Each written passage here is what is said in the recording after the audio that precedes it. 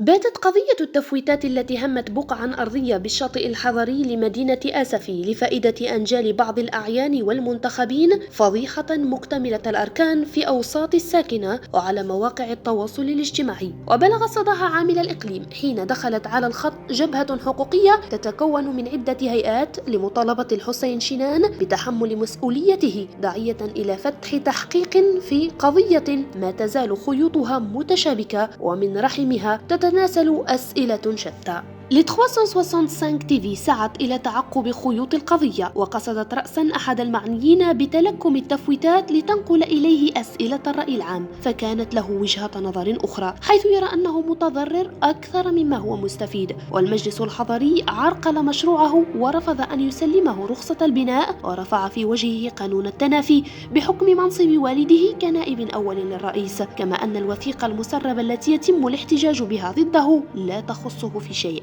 Je suis Mohamed Saad Tantawi.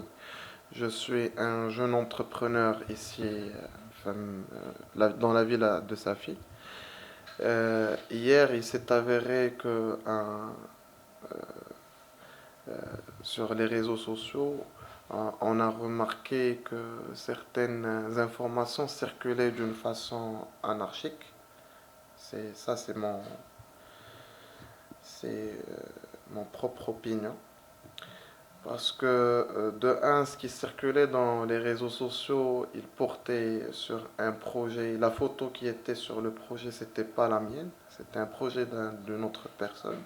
Et que ça soit moi ou une autre personne, ici, je pense que généralement, il faut encourager le jeune entrepreneur au lieu de le décourager.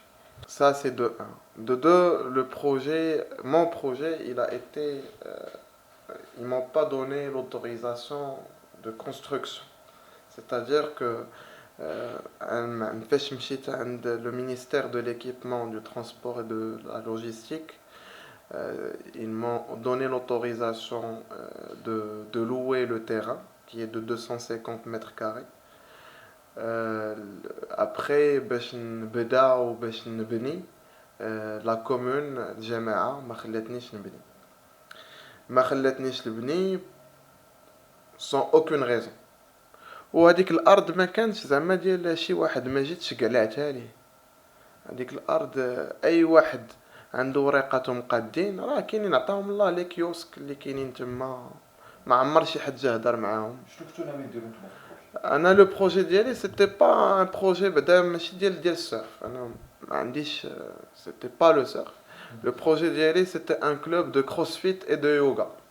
وهذا مستفيد آخر كان قد وعد بالإدلاء بتصريح ل 365 تي في سياق تعقبها لتفاصيل القضية، لكنه تراجع عن ذلك قبل الشروع في تسجيل تصريحه، وخلف وراءه إثر هذا السلوك مزيدا من الأسئلة انضافت إلى ما جاء على لسان حقوقيين لم يتوانوا في التعبير عن استنكارهم لما جرى. هو كيف قال سي عزيز صبري، هو أنه لكل مقام مقال وكل مرحلة خصنا نحترموا الطريقة ديال الخروج. احنا بالنسبة لنا اليوم في تتبع وعلى مرأى الساكنة فأنها كتشوف تفويت مجموعة من الصفقات ومن الأملاك العمومية هي لفئة معينة، بحيث ما بقاتش أن الاستفادة ديال النخب السياسية هي استثناء بمدينة آسفي، وإنما أصبحت قاعدة معتمدة. ربما أنا أقول بأن هذه المسألة ديال تفويت هذه البقعتين أو هذه المساحات الشاسعة بمعنى جوج ديال لي بروجي استفدوا منهم أبناء ما غنقولوش أعيان وإنما أبناء ديال ناس ممثلين الأمة داخل مجالس منتخبة، فهذه هي النقطة التي أفاضت الكأس. وكيف كنعرفوا في مدينة أسفي أنه كاين واحد الإشكالية في الحصول على المعلومة، حتى الملامح اللي توضحات بخصوص هذا الملف فهي جات عبر مراحل، لأن باش توصل للمعلومة هذه مسألة باقي كنتسائلوا حنا كإطارات حقوقية، ما كاينش تسهيل المساطير على مستوى الحصول على المعلومة. وبالتالي حنا بمعية الإخوان وهذا التنسيق ديال هذه الجبهة الحقوقية فحنا كنشتغلوا على تجميع جميع المعطيات اللي كتخص هذا الملف، لأن الشكاية عندما ستوضع في حينها غادي تكون مستوفية لجميع المعطيات اللي من شأنها أنها تعزز الملف داخل الدواليب ديال المحكمة. هذا في اطار استغلال ديال النفوذ. حنا كنقولوا هذه المساله هي عندها ابعاد اخرى، وهي ابعاد سياسيه. كيفاش اليوم غادي نقنعوا المواطن المسفيوي بان يمارس او انه تكون عنده مشاركه فعليه للعمل السياسي، وكنشوفوا بان الوضعيه الاجتماعيه ديالو لا تتحسن باستثناء تحسن ديال الوضعيه الاجتماعيه ديال النخب السياسيه. هاد الناس اللي ما اثرت عليهم لا كورونا لا حتى شي حاجه، الدوله كامله راجعه اللور.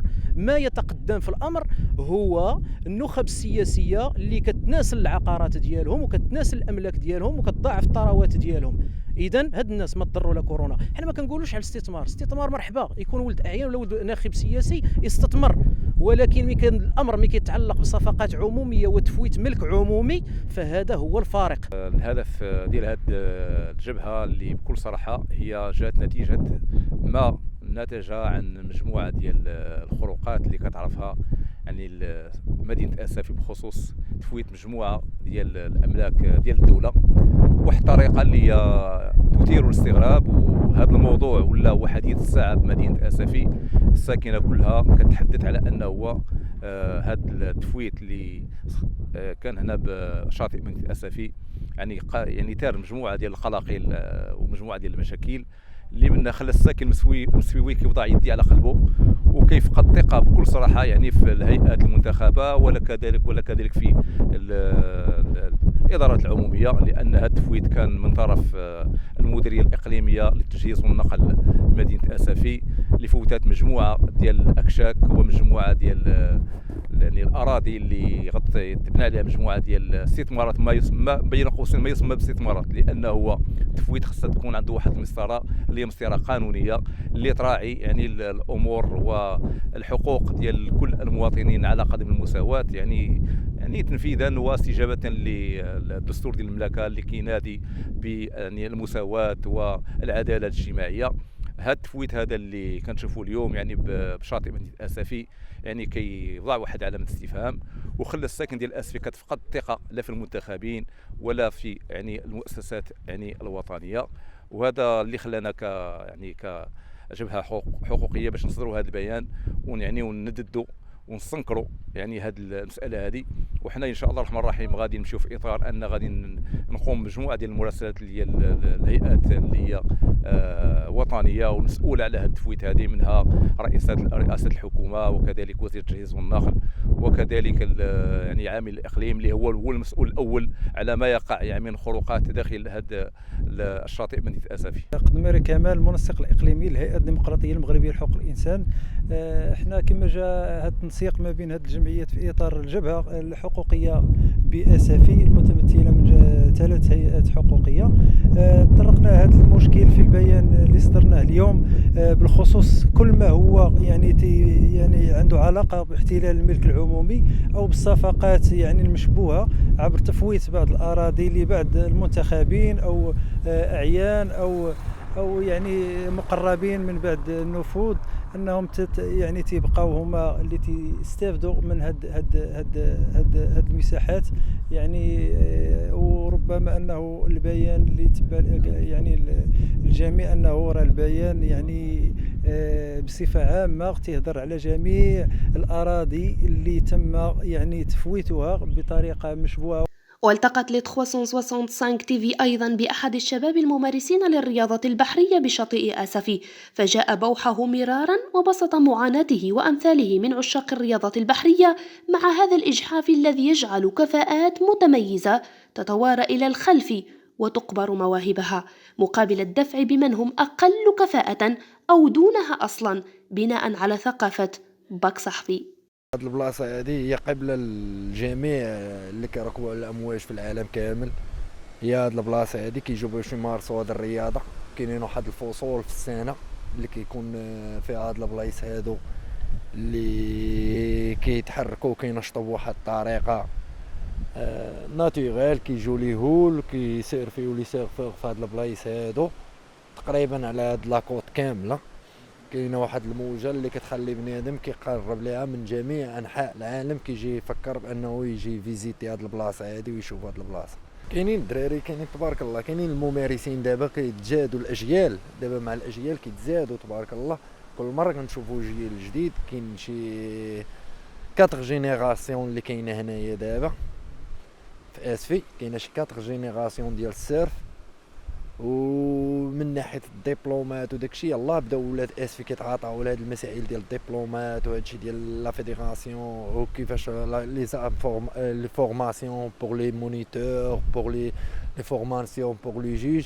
لي بروجي اللي كنديروهم كاينين اللوبيات عندنا في البلاد، ان اللوبيات في البلاد كيحبسوا ان هاد لي بروجي ديال الدراري الصغار يطلعوا، ومعروفين هاد لي لوبي ديال السيرف اسفي معروف بزاف، كيتحكم في كلشي الاطوار ديال لي جينيراسيون ديال الاجيال وديال كلشي.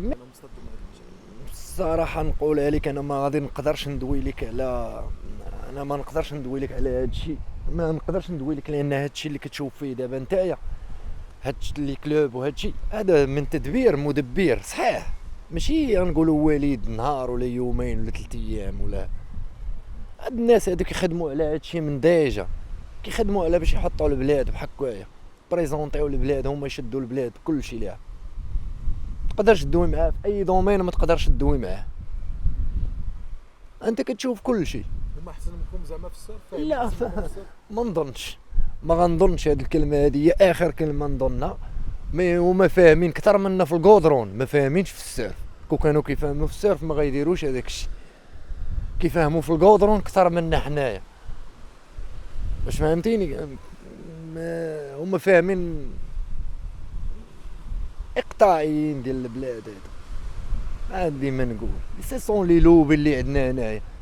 والمشكله ان معاهم حتى حاجه ما كتزيد لقدام، فقط جيوبهم هما اللي كيزيدوا للقدام.